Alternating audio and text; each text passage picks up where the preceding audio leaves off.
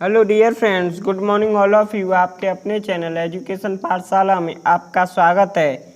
आज हम UP board class 10th के प्रश्नावली 4.2 के प्रश्न क्रमांक फर्स्ट को देखेंगे, जिसमें दिया है समीकरण एक्स स्क्वायर माइनस 1/9 बराबर 0 को हल करना है। यहाँ हल का अर्थ है कि हमें x के मान को ज्ञात करना है और हम अब इस प्रश्न को हल करते हैं।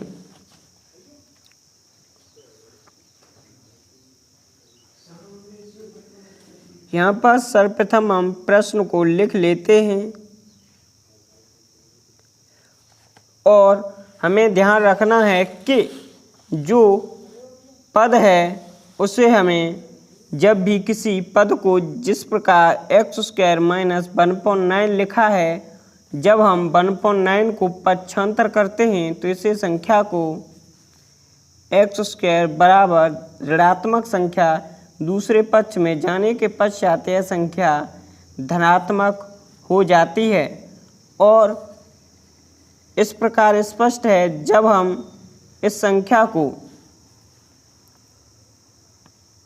देखें तो यह 1/3 का वर्ग है, इसलिए हम इसको इस प्रकार लिख सकते हैं। अब हम आगे देखते हैं। यहाँ पर माइनस 1/9 को पक्षांतर करते हैं। एक्स स्क्वायर बराबर 1/9।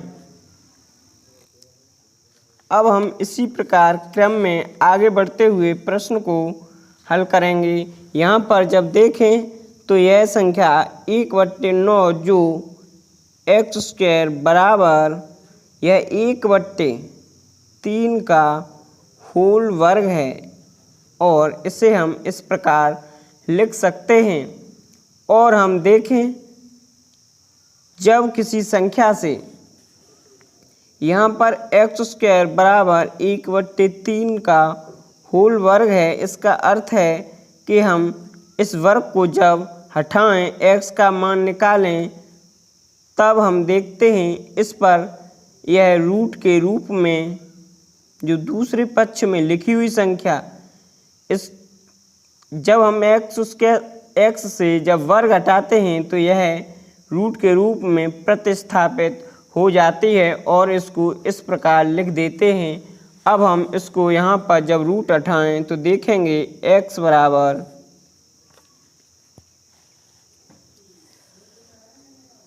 रूट 1/3 का होल स्क्वायर। अब हम देखते हैं, जब किसी भी संख्या पर होल वर्ग और उस पर वर्गमूल है, तो हम देखेंगे यहाँ पर x का मान इस वर्ग से इस रूट को हटा दिया जाता है और इस प्रकार यहाँ पर x का मान प्लस माइनस 1/3 के रूप में आता है। और यहाँ पर देखें, अतः लिख सकते हैं x के मान क्रमशः 1/3 तथा -1/3 है। इसका अर्थ है इस प्लस माइनस का कि एक मान धनात्मक x का और दूसरा मान ऋणात्मक है। इस प्रकार हम कह सकते हैं यहाँ पर x के मान +1/3 तथा -1/3 है। अब हम प्रश्न क्रमांक 2 को देखेंगे। प्रश्न दिया है 3x स्क्वायर माइनस 18 बराबर 9 को हल करना है। हल का अर्थ है हमें x के मान को ज्ञात करना है। अब हम देखते हैं।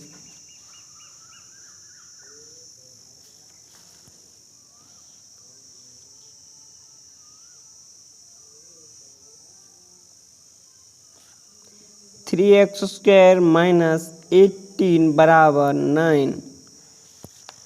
जब हम इस 18 को पक्षांतर करते हैं तब देखते हैं यह संख्या 9 और ये ऋणात्मक है, इसलिए पक्षांतर के बाद यह संख्या धनात्मक रूप में आ जाती है। और यह देखें कि जब हम 9 और 18 को जोड़ देते हैं तब यह 27 के रूप में प्राप्त होते हैं। और यहाँ पर हमें एक्स स्क्वायर का मान निकालें तब हम देखेंगे 3 जो एक्स स्क्वायर के गुणांक में है, जहाँ 3 एक्स स्क्वायर के गुणांक में है वह संख्या 27 के दूसरे पक्ष में हमेशा हर में जाती है। और इस प्रकार 3 के टेबल से देखें तो 27 9 बार डिवाइड होते हैं। इस प्रकार एक्स स्क्वायर बराबर 9 प्राप्त होता है। और अगर हम देखें यह 9 3 का वर्ग है, इसलिए हम इसको इस प्रकार लिख सकते हैं। और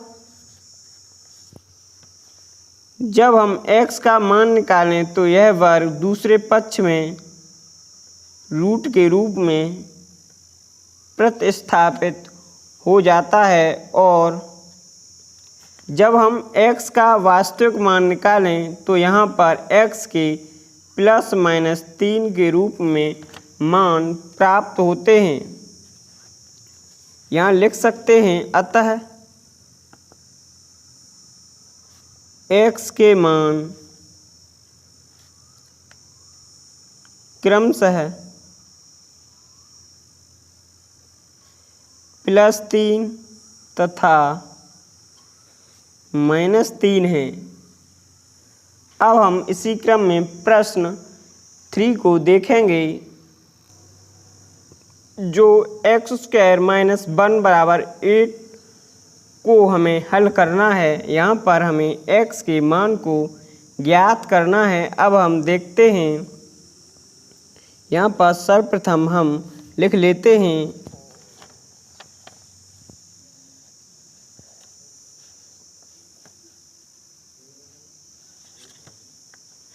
हल।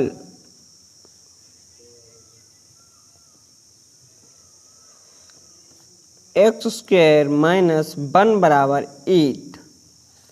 यहाँ पर जब हम 1 को पक्षांतर करें, पक्षांतर का अर्थ है 1 को जब इस पक्ष में ले जाएं तो यह संख्या धनात्मक रूप में जाती है। और यहाँ पर जब हम देखें संख्या जब 8 को 1 से जोड़ें तो यह संख्या 9 हो जाती है। इस प्रकार हम कह सकते हैं कि 9 जो संख्या प्राप्त हुई है वह एक संख्या 3 का वर्ग है। इस प्रकार हम लिख सकते हैं।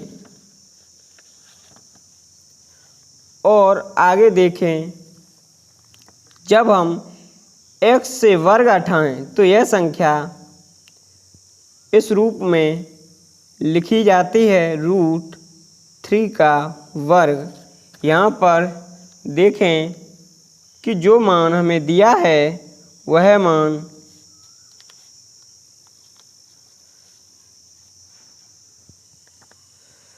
यहाँ पर x बराबर ±3 के रूप में प्राप्त होता है। अतः लिख सकते हैं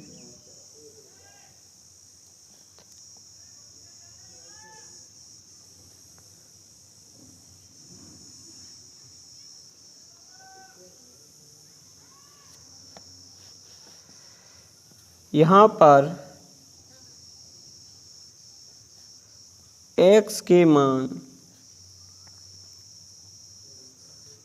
+3 तथा -3 है। इसी प्रकार हम नेक्स्ट वीडियो में प्रश्न क्रमांक 4 के बारे में अध्ययन करेंगे। Thank you.